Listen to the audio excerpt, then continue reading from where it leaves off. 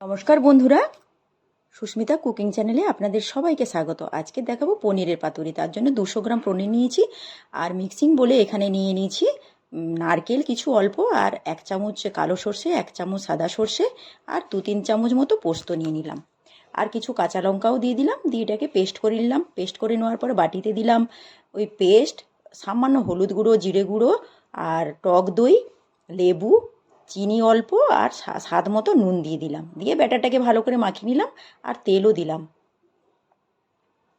দিয়ে দেখুন পনিরগুলো এইভাবে আমি কেটে নিয়েছি।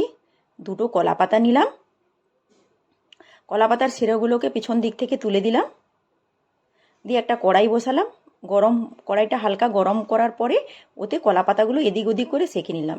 না সেঁকলে ওই কলা পাতাটা ফেটে যেতে পারে। তারপরে দেখুন পনিরটা বাটারটা ভেতরে বাইরে করে ভালো করে লাগিয়ে কলা পাতায় দিয়ে দিলাম।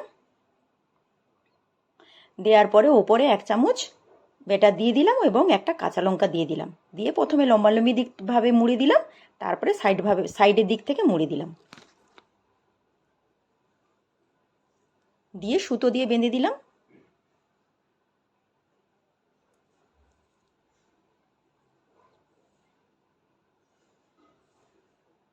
এবার কড়াইতে অল্প সামান্য তেল দিলাম, দিয়ে পাতুরিগুলো দিয়ে দিলাম, দিয়ে ঢাকা দিয়ে দিলাম।